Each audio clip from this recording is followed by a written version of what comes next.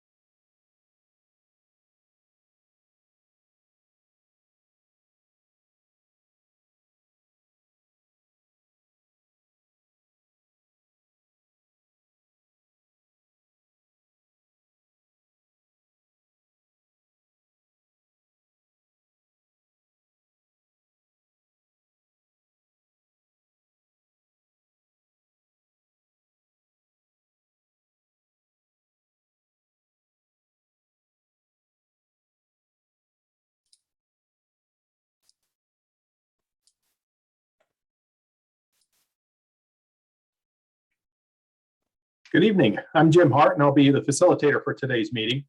Welcome, and thank you for participating in the virtual public meeting on the Supplemental Environmental Impact Statement for the Coastal Plain Oil and Gas Leasing Program. In the meeting, it will consist of a brief presentation simultaneous with Q&A and followed by oral testimony for those who registered. The presenter will be Serena Sweet, the BLM project manager. The slides are available on the BLM Alaska website for anyone who wants to follow along on their phones.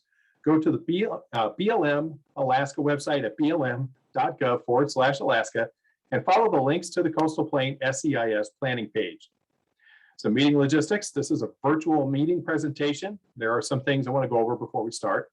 There's a Q&A box for you to ask questions throughout the presentation portion of the meeting. How do you use it?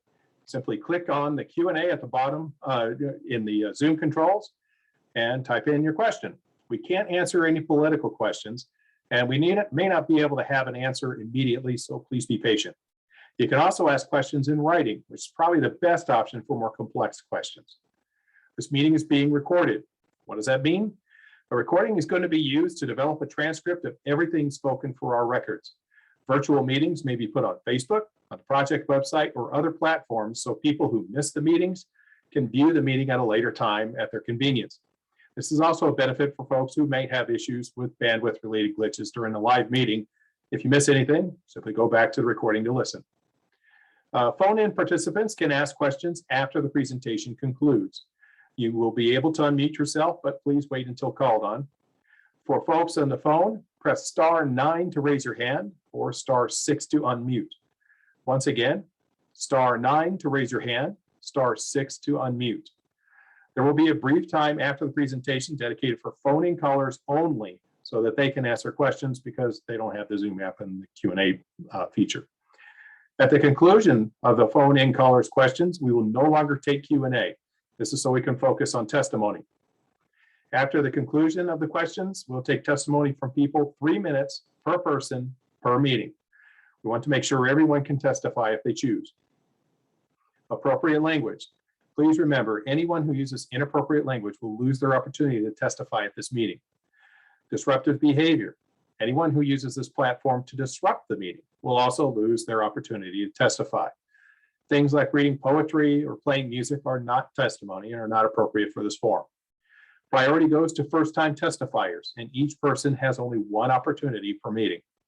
And don't forget, if you weren't able to orally testify today, or if you had much more to say, you can also upload it to the BLM NEPA register. Look for the link on the BLM Alaska website. With that, allow me to introduce Tom Heinlein, the Acting State Director for BLM Alaska. Tom? Thank you, Jim, and welcome everyone. I'd like to thank you all for joining us as we safely engage you through virtual public meetings. It's important to me that we get this information to you in the most efficient and quickest way possible and provide multiple platforms to receive feedback from you. By doing these meetings virtually, we're protecting the health of the communities we serve and allowing you the ability to get information safely. This process is more efficient. It won't get canceled because of weather. It allows us to schedule more meetings to accommodate your schedule. It costs the taxpayer less in travel costs, and it brings in a wider, more diverse audience. It's another tool that we intend to continue using in addition to in-person meetings when conditions warrant. So tonight, what we're going to do is discuss the Supplemental Environmental Impact Statement for the Coastal Plain Oil and Gas Leasing Program. After conducting a review required by Executive Order 13990 and brought to conclusion with Secretary's Order 3401, the Department of the Interior identified defects in the underlying record of decisions supporting the leases, including the lack of analysis of a reasonable range of alternatives in the environmental impact statement conducted under the National Environmental Policy Act.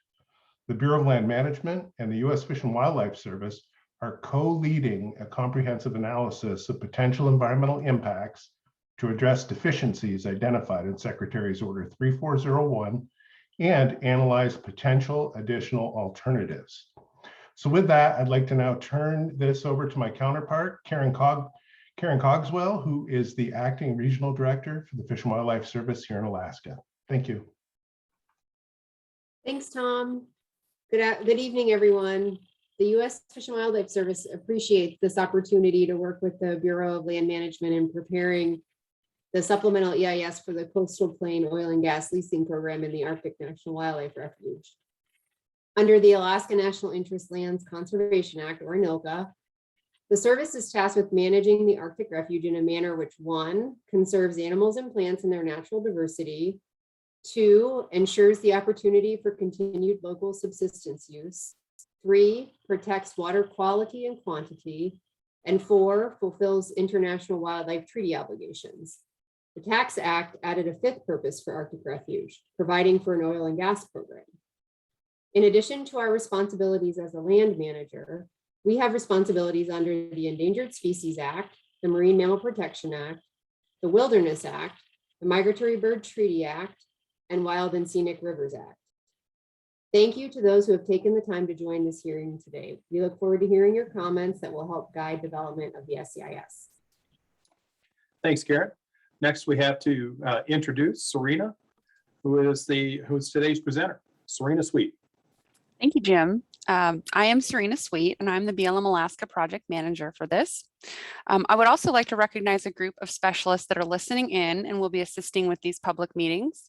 These individuals include Tom Heinlein, the BLM Alaska Acting State Director, Kevin Pendergast, the BLM Alaska Deputy State Director for Resources, Shelley Jones, the BLM Alaska Arctic District Office Manager, Bob King, the BLM Alaska Archaeologist, Craig Parham, the BLM Alaska Wildlife Biologist, Rob Brumbaugh, the BLM Alaska Oil and Gas Section Chief, Chris McGee, the BLM Alaska Subsistence Coordinator, Beth Miko, the BLM Alaska Arctic Anthropologist, and Leslie Ellis Waters, the BLM Alaska Communications Director.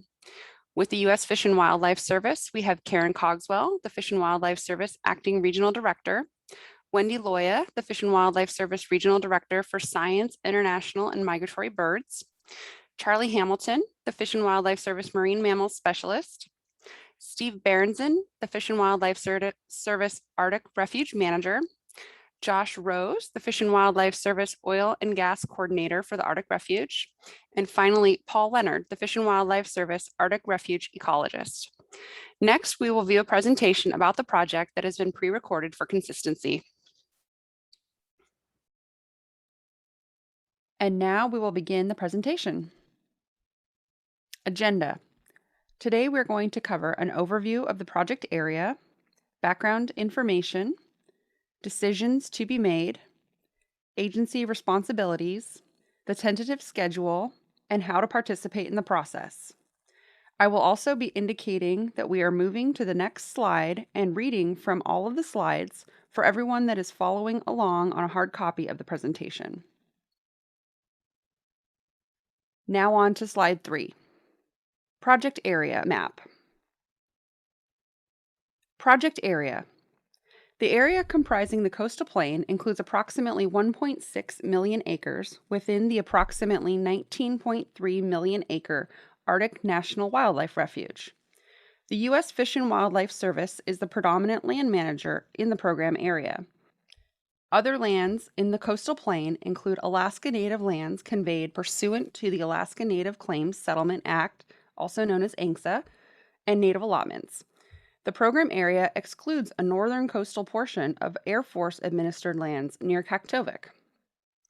Lands outside the BLM's Oil and Gas Leasing Authority are those excluded from the definition of the coastal plain in Public Law 115-97, Native Conveyed Lands, and other Native Selective Lands. Now slide 4. Background. In September of 2019, and in connection with Public Law 115-97, the BLM completed the Coastal Plain Oil and Gas Leasing Final EIS. The BLM then issued a Record of Decision, or ROD, on August 8th of 2020.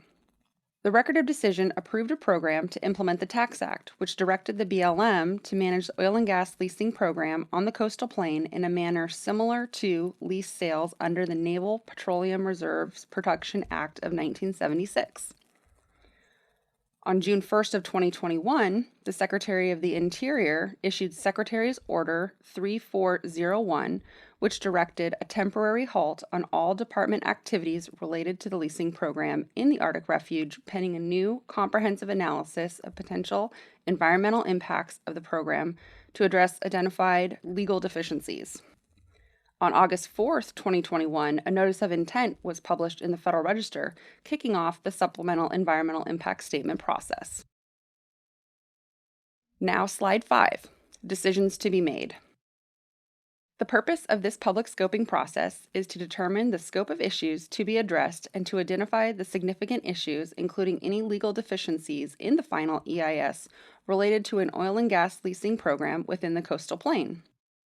Supplemental analysis may include, but is not limited to, revision of reasonably foreseeable development scenarios and areas available for leasing, an alternative allowing for less than 2,000 acres of surface development, updated analysis of greenhouse gas emissions, new information related to subsistence resources such as fish, marine mammals, caribou, and other subsistence use and access issues, a wider range of potential development outcomes, and/or revision of lease stipulations and required operating procedures.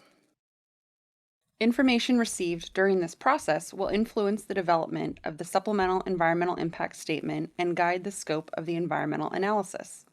The BLM will work collaboratively with interested parties to identify the management decisions best suited to local, regional, and national needs and concerns. Slide 6. Agency responsibilities. The Bureau of Land Management is the lead federal agency for the development of the Supplemental Environmental Impact Statement. The BLM is also responsible for management of the leasing program and conducting lease sales and adjudicating relevant permits. The Fish and Wildlife Service is a partner with BLM in preparation of the Supplemental Environmental Impact Statement and administers surface responsibilities of the Arctic National Wildlife Refuge. Other cooperating agencies are still being determined. Letters have been sent to interested tribes, Alaska Native corporations, and other potential cooperating agencies. Slide 7, Tentative Schedule. This table includes the tentative schedule for the major milestones of the Supplemental Environmental Impact Statement process. Please note these dates are subject to change. As you can see from the colorful graphic, we are in the beginning phases of the overall process. The scoping period we are in now, which is the second orange box on the top graphic, closes on October 4th, 2021. We anticipate that we will have a draft supplemental environmental impact statement in June 2022 and a final supplemental environmental impact statement in summer of 2023. We project that it will take approximately 24 months to complete the analysis process from publication of the notice of intent to the record of decision in August of 2023. Slide 8, how to participate. Testimony tonight will be recorded to incorporate into the analysis process. You can also provide comments through the NEPA register at www.blm.gov/Alaska to find the link to the project webpage, and also by clicking on the Participate Now button. Emails are accepted at BLM_AK_coastalplain_supplemental EIS at blm.gov, or comments can be mailed to BLM, Alaska State Office, attention Coastal Plain Supplemental EIS, 222 West 7th Avenue, number 13, Anchorage, Alaska, 99513. As a reminder, scoping comments will be accepted through October 4th. And slide 9, thank you for being here today, and we look forward to hearing from you. All right, thank you, Serena. Next up, we have phone and caller questions, but I'm looking at the attendees and I don't see any callers. So we're gonna go straight into testimony. And Serena, take it from here. Thank you, Jim. So we do have a list of individuals who pre-registered and requested to have an opportunity to provide testimony tonight. We're going to run through that list, and then we'll have plenty of time after that to catch others that would like to provide testimony tonight as well. The first individual on the list is Emma Kramer. Do we have Emma on?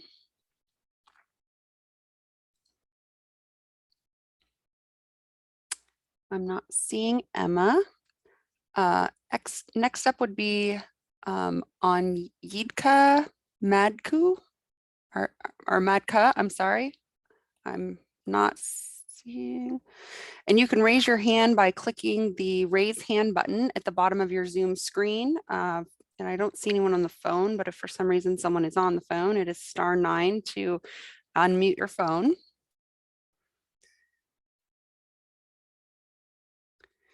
Okay. Next up would be Brandy Whitecloud. Are you on, Brandy? If you could please raise your hand by clicking the raise hand button in the Zoom screen.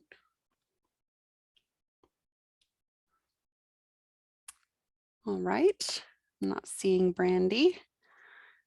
And after Brandy, we have Tiffany Kanate. And Tiffany, hello. We'll go ahead and turn you on. If you could please unmute yourself and then please say and spell your name, and then you can begin your testimony after that.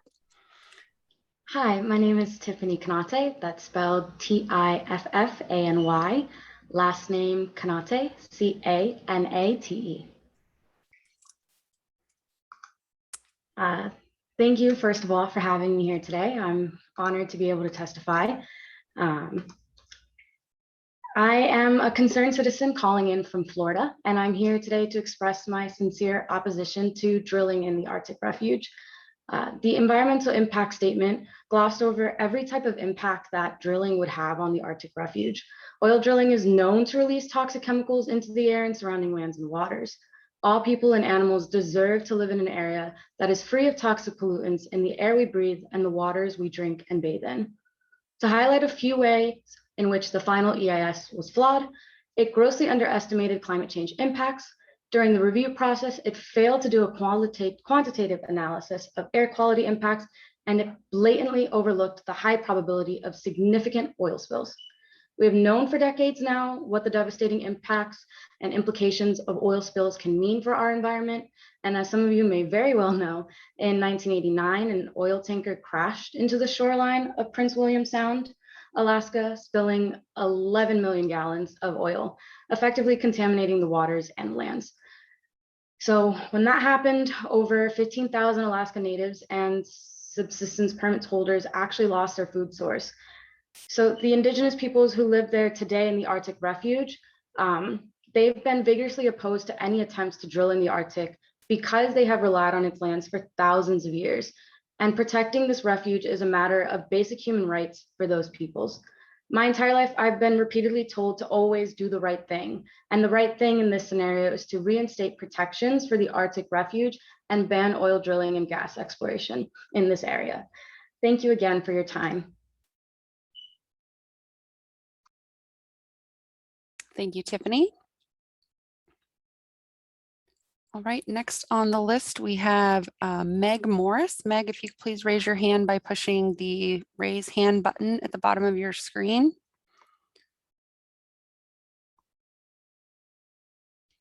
Meg Morris, I am seeing your name on the list. If you could please raise your hand. The raise hand button is at the bottom of the Zoom screen.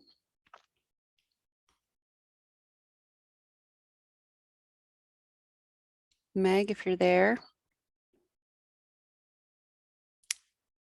All right, we will come back to Meg.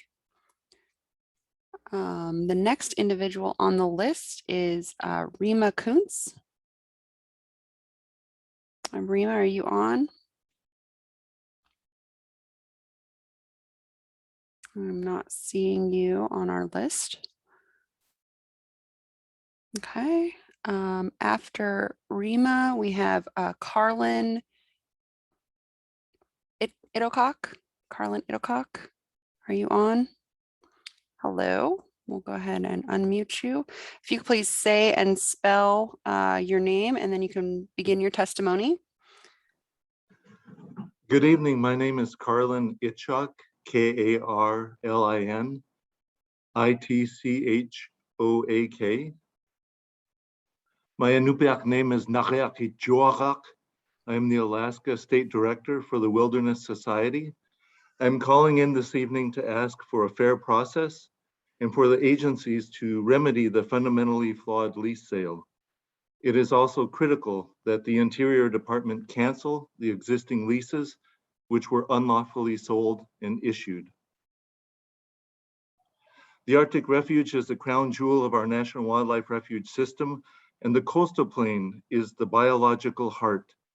It is the sacred birthing grounds of over 200,000 porcupine caribou, the most important onshore denning habitat for the threatened polar bear, and habitat for over 200 species of birds, 42 fish species, 37 land mammals, and 8 marine species.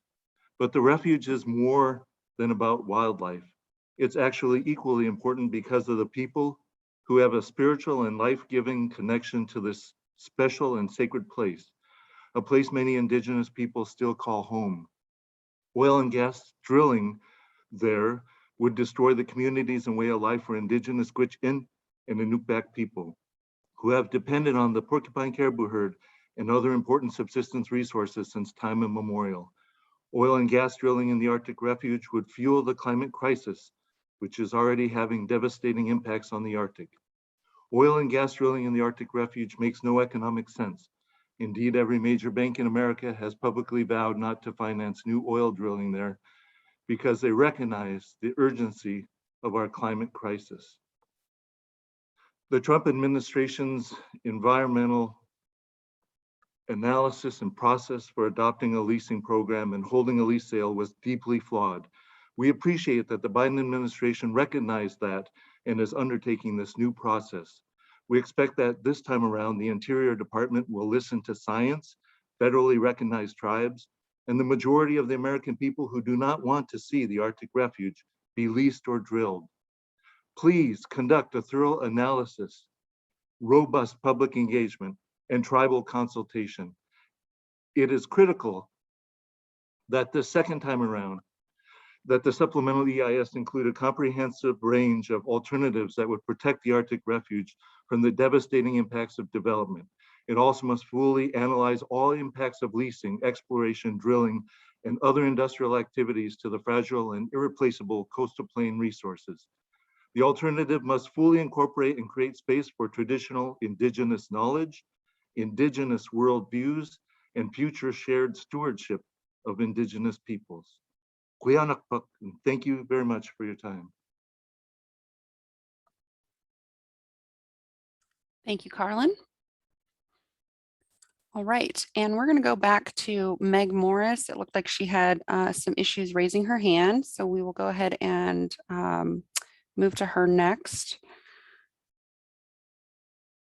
Meg, you should be able to unmute yourself now. And if you could please say and spell your name before you begin your testimony, and then feel free to begin.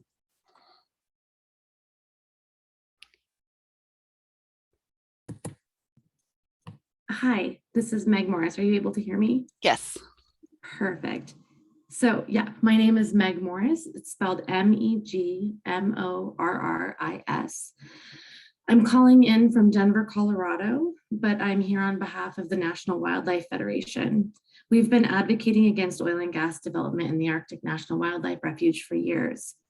The Arctic National Wildlife Refuge is one of the last truly wild places on Earth. The Gwich'in people call the coastal plain the sacred place where life began, and have relied for thousands of years on the porcupine caribou herd that their calving ground is and nursery grounds are on the coastal plain. Considered the biological heart of the Arctic Refuge, the coastal plain provides critical denning habitat for the threatened southern Beaufort Sea population of polar bears, one of the most imperiled polar bear populations that is being further depleted by climate change. It is also the nesting ground for millions of migratory birds that travel to all 50 states and 6 continents. At the most critical part of the Arctic Refuge's delicate ecosystem, the coastal plain is no place for harmful oil and gas exploration, drilling, or industrial development. In fact, scores of scientific studies have shown that oil and gas drilling in this coastal plain would have devastating impacts on wildlife and exacerbate climate change. And we agree, the Arctic National Wildlife Refuge is no place for oil and gas development. The coastal plain leasing program and lease sale was the result of a rushed and unlawful process that ignored science, cut out the public, and marginalized frontline communities. Exploration and development under the program threatened this iconic landscape. We appreciate the Bureau of Land Management has committed to conducting a supplemental environmental impact statement. In conducting this SEIS, BLM should address serious deficiencies in the EIS issued under the prior administration. It is imperative that BLM take all necessary steps to ensure that the SEIS must comply with the legal mandates including NEPA, the ESA, the Marine Mammal Protections Act, the Migratory Birds Treaty Act, and the refuge land mandates. The refuge is too important of an ecosystem to spoil. Thank you for your time, and we look forward to seeing an SEIS that addresses the serious missteps made by the prior administration in a rush to drill in one of the country's last truly wild places. Thank you. Thank you, Meg. All right, next on the list, we have Elise Gluckert. Elise, are you on?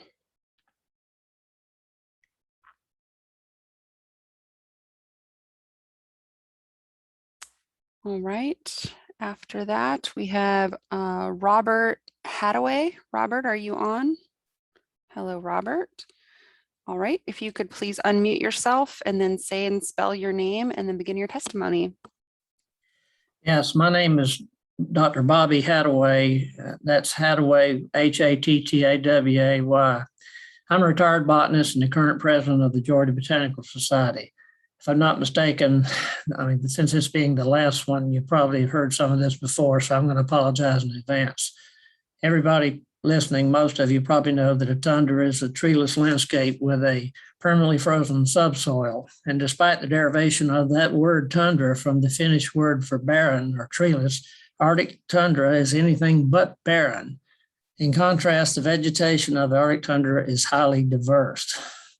There are 12 different tundra types in the coastal plain of refuge, and they all have one thing in common.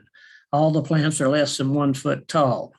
Most of these tundra types are in or immediately adjacent to the area affected by the proposed drilling, and half of them are dominated by graminoids, that's grasses and grass-like plants, and the other 6 are dominated by shrubs, which are woody plants. I don't have time tonight to talk about all 12 types, but there are 4 vegetation types that stand out. First is sedges, especially tussock cottongrass. Second, willows, especially diamond leaf willow, that's Salix planifolia. Third, mosses, especially sphagnum species. And lastly, lichens, including the so-called reindeer lichens.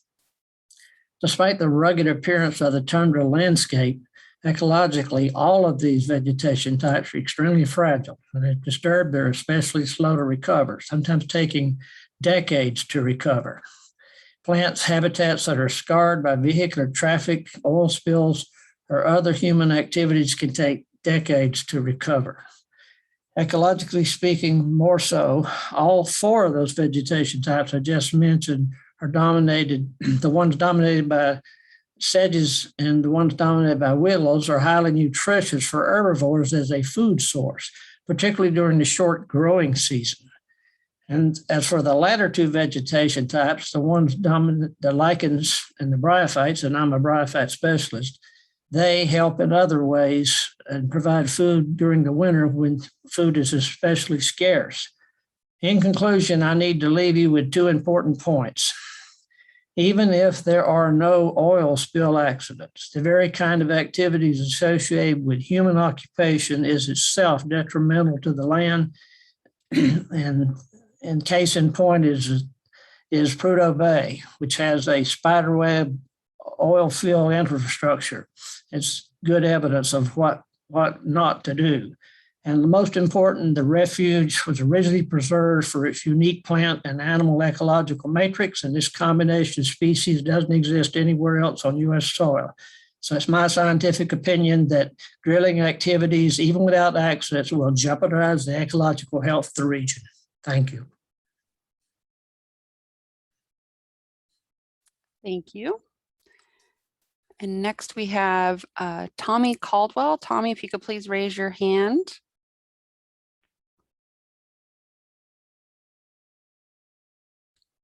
Tommy, I do see you on the list. There you are, Tommy. All right, you can unmute yourself now. And if you could please say and spell your name and then begin your testimony. Thank you, Serena. My name is Tommy Caldwell, TommyCaldwell, and I am a professional rock climber and environmental advocate for the company Patagonia.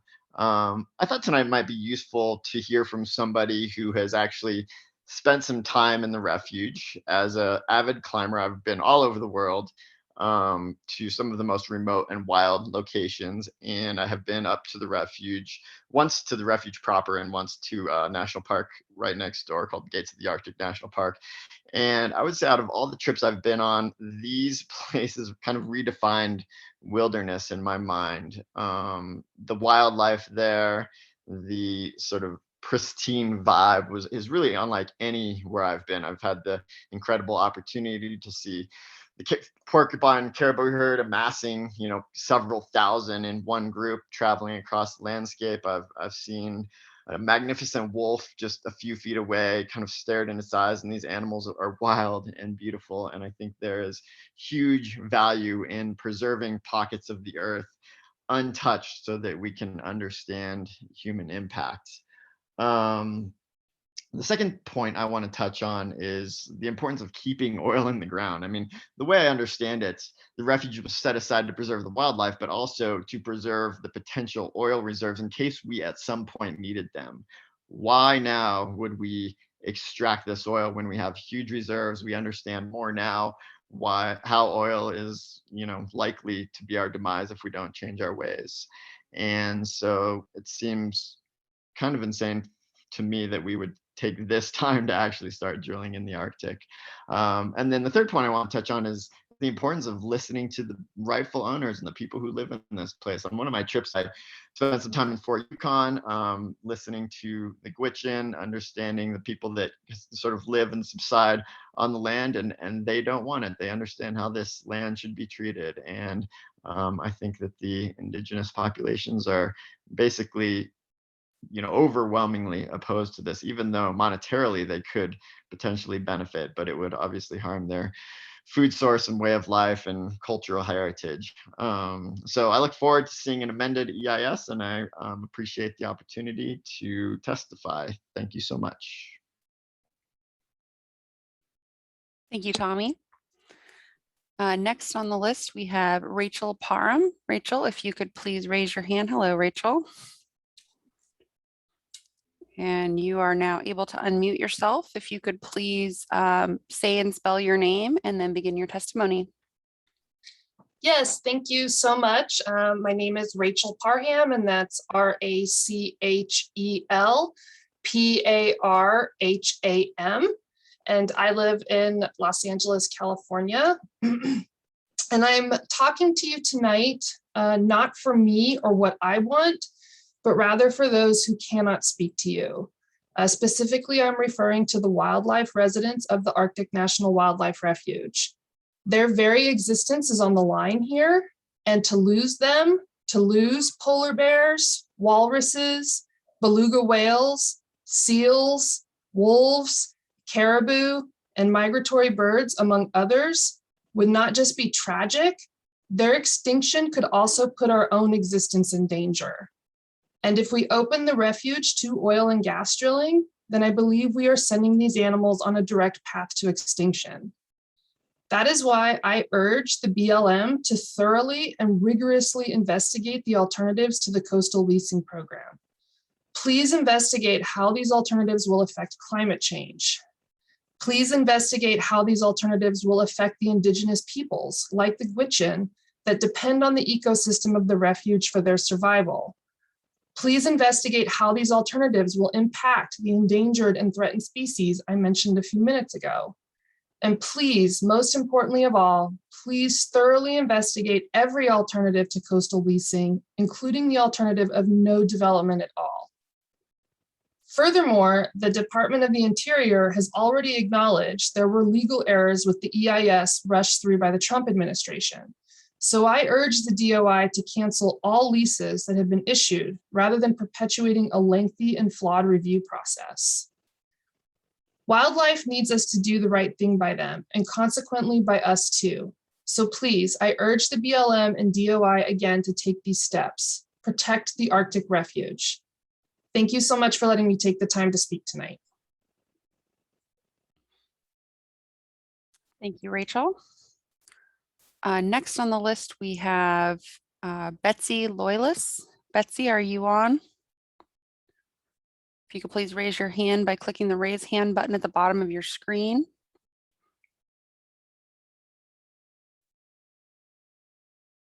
All right. Next after Betsy would be Maria Mutter. Maria, are you on? If you could please raise your hand. I'm not seeing Maria on. All right, after Maria, Sarah Stalin. Sarah, if you're on, if you could please raise your hand by clicking the button at the bottom of the screen.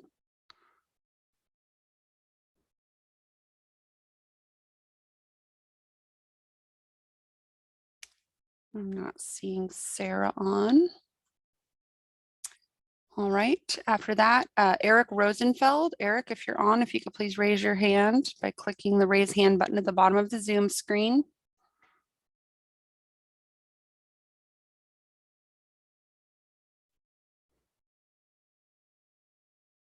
All right, not seeing Eric.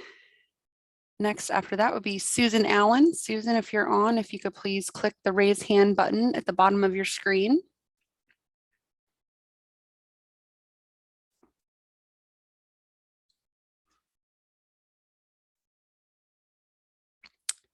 Not seeing Susan. All right, after that, Colleen Cartwright, if you're on, if you could please raise your hand by clicking the raise hand button at the bottom of your screen.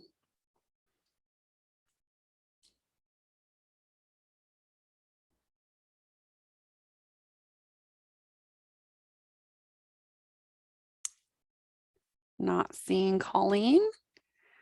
All right, next, Kit DeLaurier, are you on? If you would like to raise your hand, please. Hello, Kit. All right, you can now unmute yourself. Please say and spell your name, and then you can begin your testimony. Thank you. My name is Kit DeLaurier, and it is spelled KITDESLAURIERS.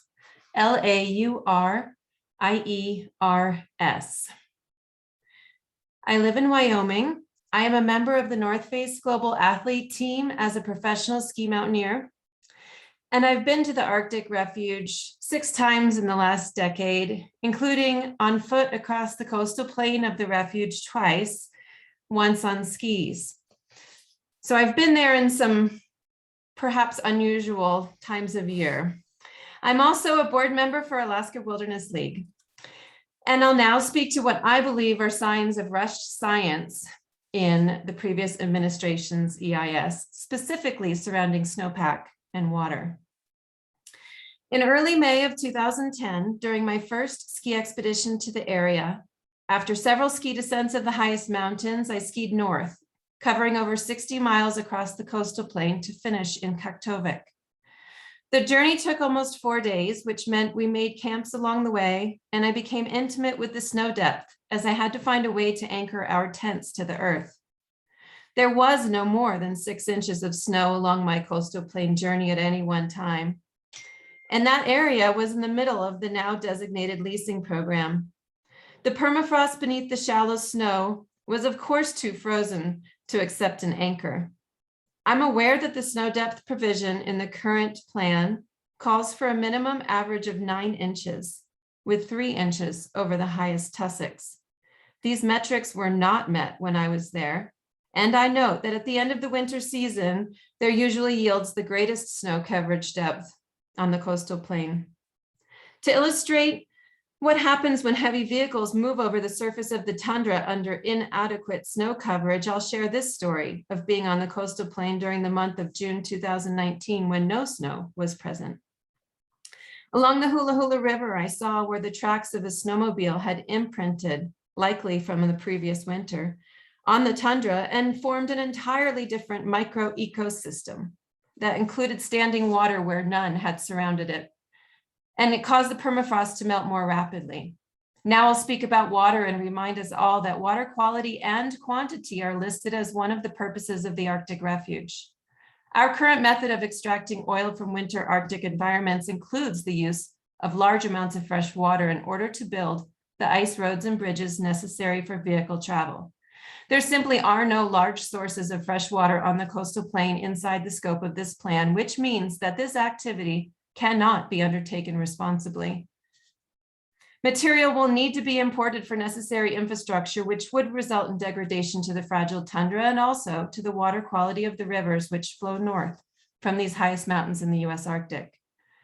I have many more firsthand observations that support my belief that the previous administration their EIS was flawed on many premises, including the sighting of winter polar bears I have seen significantly south of the scoping area where it is not widely believed the bears to be. I respectfully request the agency to supplement the analysis in the areas of snowpack, available water, and polar bear dens, revisited with appropriate science. Thank you. Thank you, Kit. All right. And next on our list of pre-registered individuals is Pam Miller. Pam, are you on? If you could please raise your hand by clicking the raise hand button. I'm not seeing Pam on the list. So that concludes all of the individuals that had pre-registered to provide testimony tonight. We have plenty of time left, of course, for additional testimony. If you're interested in providing testimony at this point, if you could please raise your hand. All right. Karen, if you could please unmute yourself and then say and spell your name and then begin your testimony. Okay, my name is Karen Shearer, Karen Scherer. I'm a member of the Alaska Wilderness League. I'm from Fort Myers, Florida. Oil and gas drilling in the coastal plain would hit Florida in 3 ways: rising sea levels, killing our estuaries, and bird migration. Florida rising sea levels are not limited to local environmental changes, but are related to the melting of Arctic ice sheets and glaciers. This melting process would be accelerated by oil and gas drilling on the coastal plain because the resulting byproducts of drilling are methane and black carbon, two potent greenhouse gases. Black carbon settles on the ice sheets or glaciers in darkening the ground. This causes the surface to absorb solar energy heat it would have otherwise reflected back into space. As a result, glaciers melt at a much higher rate, increasing both sea levels and temperature of the ocean. Estuary damage. Drilling for fossil fuel in ANWR would lead to an increase in global carbon dioxide, directly affecting our estuaries. Per the EPA, acidification of our beautiful Florida estuaries occurs when carbon dioxide is released into the atmosphere by burning fossil fuels, oil, coal, and natural gas. This increased acidity harms plants, animals, and shell-forming animals like clams and oysters. Florida has over 2,000 miles of birding trails and prides itself on providing its residents great viewing of many species. Drilling allowed in the natural habitat of those birds would disturb and negatively impact spring nesting, resulting in a decrease in migratory birds in Florida. My last point is a specific illustration of flawed reporting in the BLM draft Coastal Plain Oil and Gas Leasing Program, draft EIS. In Chapter 3, Affected Environment, Environmental Consequences, on page 39, it states, at current rates of sea level rise from around 7 inches per century, that's the tide gauge record, to 12 inches per century, that's the satellite measurements, sea waters are not expected to encroach on any potential development within an approximate 50-year life of the production facilities, access roads of the program area. The BLM sea level rise estimates are certainly on the lowest end of the level rise estimates. Intergovernmental panels, nearly 2 feet of the rise by the century's end. United Nations, 3 feet. NOAA, 6.5 feet. BLM focuses on the effects of rising sea levels to just the drilling in ANWR and not taking into effect the entire effect within the United States. My conclusion is there's no such thing as safe drilling and environmental friendly oil drilling. On the North Slope, the Prudhoe Bay oil fields and the Trans-Alaska Pipeline have caused more than 400 spills annually since 1996. On May 3rd, the 2021 EPA and other administrations announced BP Exploration of Alaska Inc. paid $25 million in civil penalties for spilling more than 5,000 barrels of crude oil on the North Slope. The refuge belongs to all of us. We should have a say in how it is managed. Thank you. Thank you, Karen. And next we have another hand raised. Mary Gerkin, you are able to unmute yourself now. If you could please say and spell your name before you begin your testimony. Mary Gerkin, Marygerken. Thanks for your time. Because of our excessive use of oil and gas throughout the years, evidence has proven that oil and gas, being greenhouse gases, are a huge contributor to climate change that's feeding the destructive weather patterns that we thought would be forthcoming in years to come, but are here now. Instead of looking into these Arctic leases, DOA should cancel the leases that have been issued under a flawed system. BLM should thoroughly investigate all alternatives, including no development. There are other choices, and this is home not just for people, but also wildlife. And some of them are endangered and threatened species that depend on the coastal plain. I'm here speaking because of my faith, and it's a core belief that I feel that the Arctic national wildlife should be protected from drilling. Thank you. Thank you, Mary. All right, if we have anyone else who would like to provide testimony, if you could please raise your hand by clicking the raise hand button at the bottom of your Zoom screen.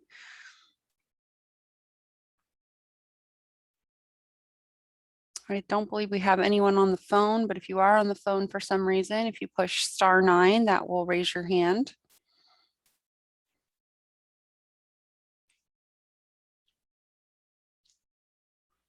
And we do have one hand up. There is no name. There's a couple stars. So I will unmute you. If you could please say and spell your name, and then you can begin your testimony.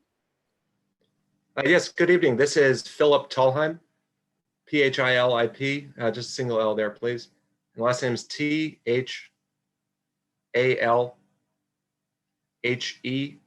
for Mary. Good evening. I worked as an engineer on the North Slope and in North Dakota. I'd like to briefly contrast these two oil fields. On the North Slope, exploration activities occur in the winter when the ground is frozen and roads can be built of snow and ice to protect the underlying tundra. Every piece of equipment is retrofitted with secondary containment, which prevents leaks from reaching the ground. All well site operations are observed by an independent third party who's charged with ensuring environmental compliance. Many of these observers are Native Alaskans, and they take their job quite seriously. The drill rigs in Alaska are very large. This allows them to drill very deep wells. They can also be moved in just one or two large pieces. The North Slope is a conventional oil reservoir. This means the oil flows freely underground without the need for significant hydraulic fracturing. Oil from the North Slope is moved entirely by pipeline from the wellhead to Valdez. Any produced natural gas is reinjected underground by one of the world's largest reinjection systems.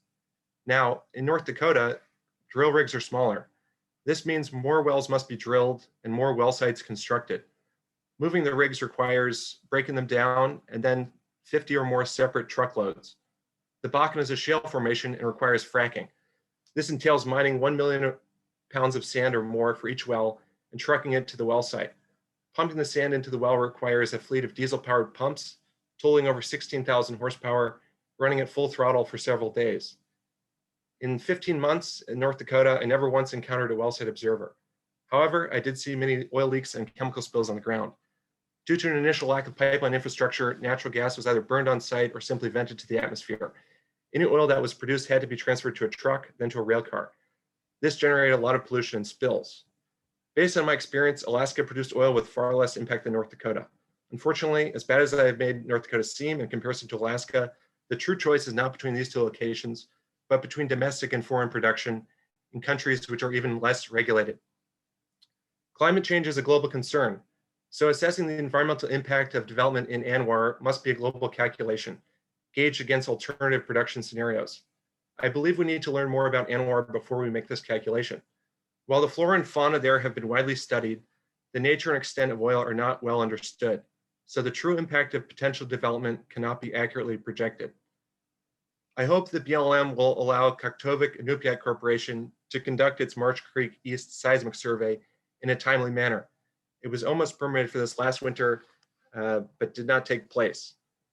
Seismic surveys have been conducted safely in the National Petroleum Reserve within the last 5 years, and the results of such a survey will help answer important questions about the type and quantity of oil which may be produced from ANWR. This information will inform an objective calculation of potential impacts of development in ANWR versus production in alternative locations on a global scale. Thank you. Thank you, Philip. All right.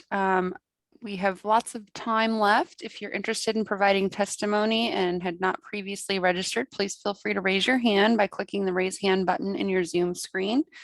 And we have, as I said, lots of time. Again, if you'd like to provide testimony, please click the raise hand button in your Zoom screen and we will get you unmuted so that we can get that testimony started.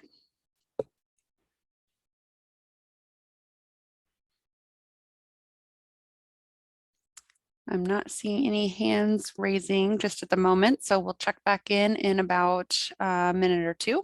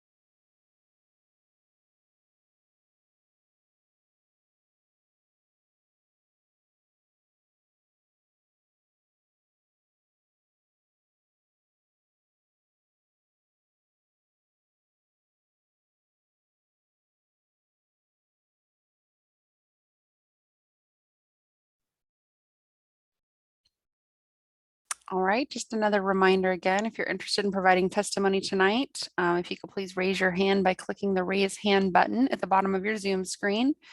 We will get you unmuted if you're interested in providing that testimony.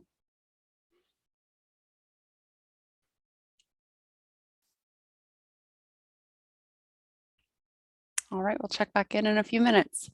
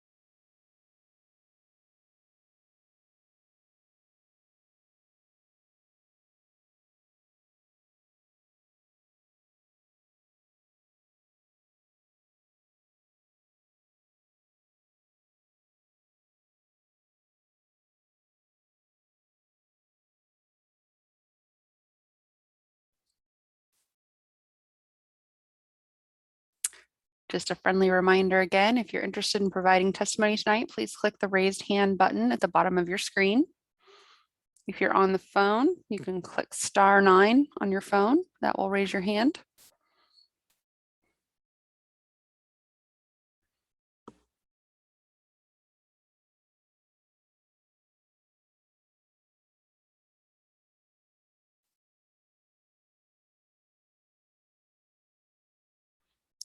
We do have just about 15 minutes left before we go ahead. Oh, and we have one hand up. Ron, I'm going to open you up to be able to talk. You can now unmute yourself. Please say and spell your name before kicking off your testimony, and then you'll be ready to go. There you go. You got the right name, Faich. I commented yesterday, last night, and I wasn't going to say anything tonight, except for the fact that I want to question some of Mr. Thalheim's remarks. I understand that we're exporting natural gas and that we have plenty of oil. So why should we violate ANWR in order to find if there's more oil and gas there? It just doesn't make any sense. The natural values, the wildlife, the tundra, the indigenous people are all worth more than still more barrels of oil. And I would just like to make that comment. I think it should be evaluated, as Mr. Thalheim said, against a larger global analysis of whether or not more oil and gas are needed and whether it should require the violation of ANWR. So that's all. Thank you. Bye. Thank you, Ron.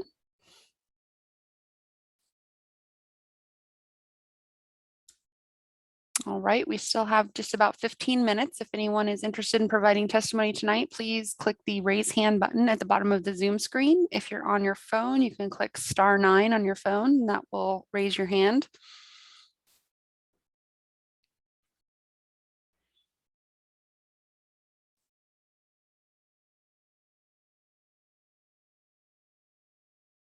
All right, we'll check back in here in just a minute.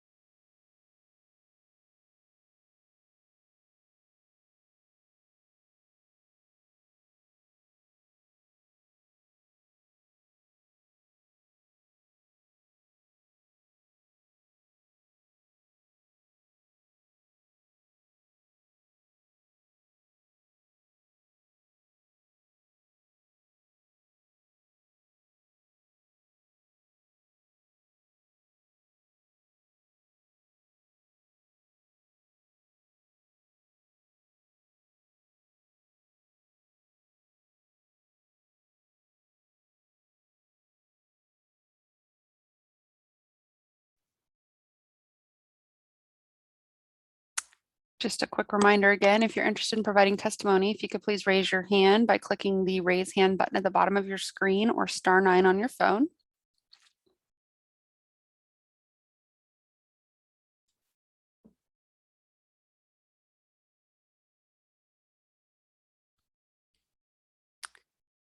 All right, we'll check back in a few minutes. Thank you.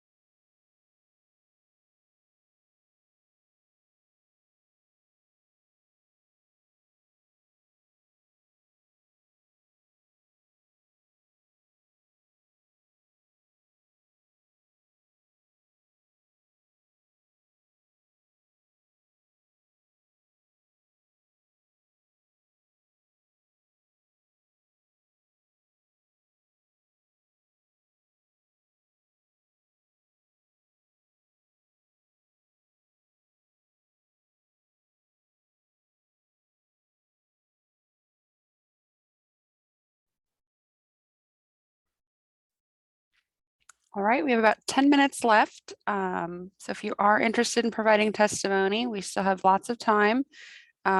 Please click the raise hand button at the bottom of your screen to indicate that. *9 if you're on your phone. We'll give it about 10 more minutes here before we go ahead and close out the meeting.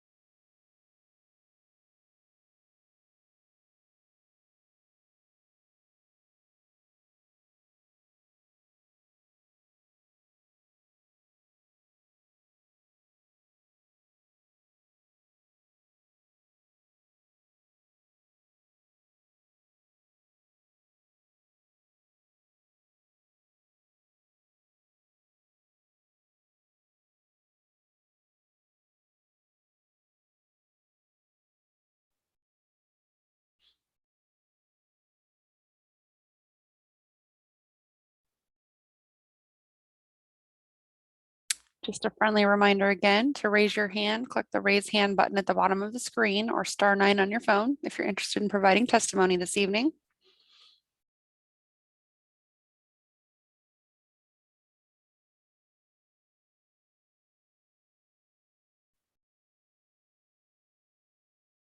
I'll check back in a few minutes.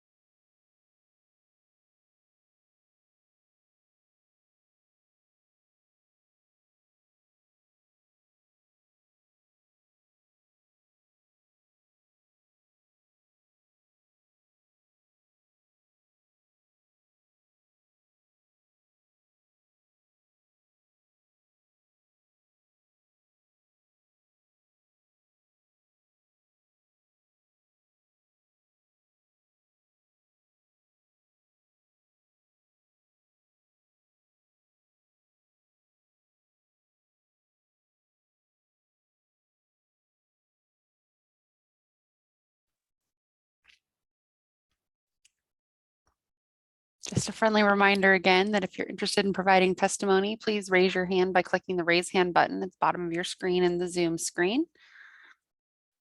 You can also push *9 on your phone if you're on the phone.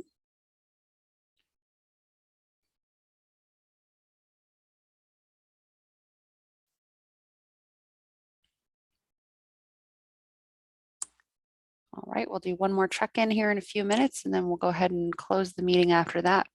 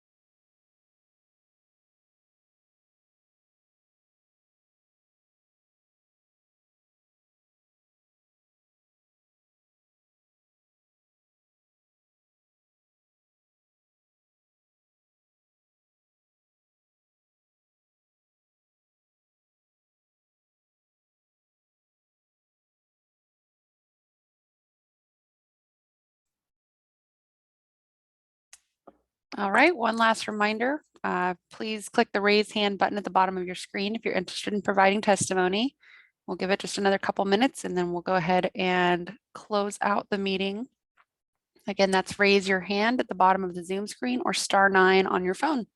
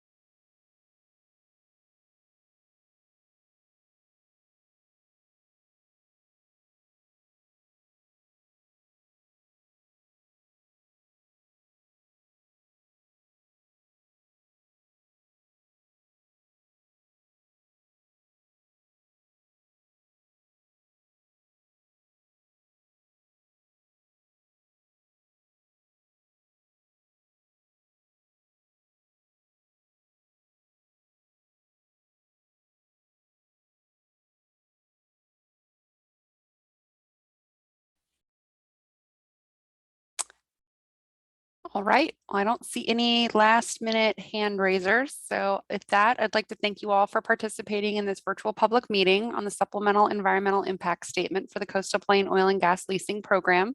This concludes our virtual public meeting series. Please visit our website at www.blm.gov/Alaska for additional information about the process, and have a good evening. Thank you.